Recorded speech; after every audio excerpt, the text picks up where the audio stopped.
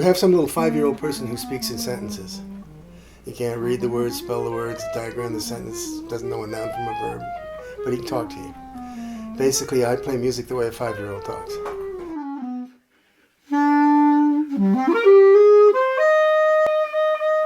It's the same. I happen to speak the music language pretty well, but I'm completely illiterate when it comes to anything to do with reading it, writing it, looking at it. Doesn't make any sense. Somewhere buzzing around in my head, I've got probably pretty close to 1,000 tunes that I know with all the right chord changes.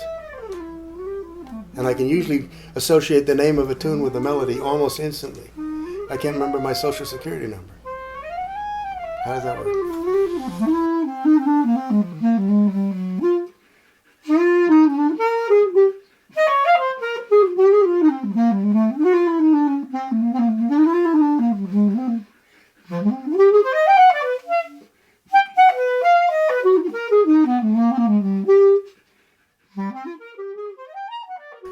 There have been books written about it and all kinds of stuff and philosophical reasons for this and that. I don't know what I'm doing. I just blow air through the thing and see what comes out the other. And I don't want to get involved in all the spiritual aspect. That's all nonsense to me. Doesn't mean anything. My mother met Benny Goodman at some function and asked him.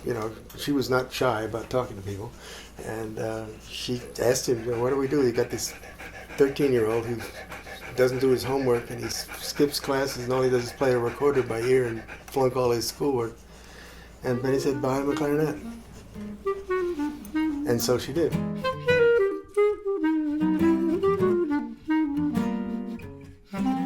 My teacher was the bandstand. Just playing with people most of whom were better than I was, hanging on by a thread all the time. And I was very, very lucky bumping into some really important people over the years.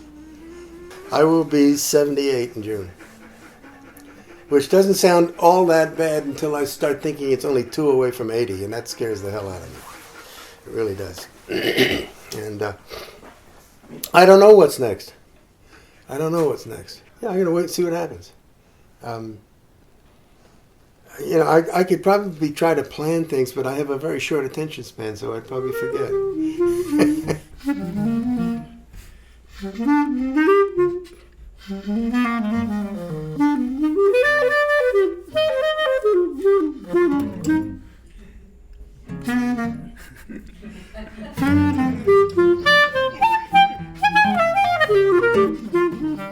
I imagine you can tell I'm having a pretty good time. It's such fun working with Peter. I've talked a lot about this because I'm playing tunes, some of which I've known for 50 or 60 years or more, and he's been learning them and he hasn't had 60 years of listening to them the way I have. So he comes up with a whole lot of interesting, very different ideas about what it's supposed to sound like, and it's fun for me because I never know where he's going to go next. keeps me on my toes.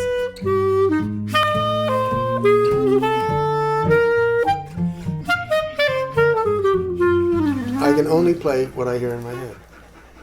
And when I practice, which is not anywhere near enough, I try to play something that's in my head once accurately and go on to something else. Because I don't want to learn it as a lick and play it over and over and over again. I want to come up with some new idea. So I'm trying to develop still that muscle. I hear Peter do something, and I'm not sure what the hell it is, but I'm going to look for it. I want to be challenged. I want to be the low man on the totem pole and be hanging on by a thread all the time. I'm not interested in, fronting the band. I don't want to do that. I'm sure I could find a bunch of people to play, all the old standards the old way. I don't want to do it. And rather than do that, I think I'd rather stop. I remember early on seeing Lester Young, who I thought, Lester Young was the reason that Stan Getz was long. He was such an influence on everybody. And I remember seeing him at Bryant Park in New York at an outdoor concert, and it was maybe 2 or 3 months before he died. And I had heard so much about him, and I'd heard so many of his records, and I was completely, I was so excited. And he just hardly walk, much less play. It's just awful. I don't want to do that. I sort of imagine that, I'll play the best concert ever and the announcer will say, Brad won't be out for the encore. That's the way I like it to end. I got to have somebody there to catch the clarinet because I don't want to drop it on the floor.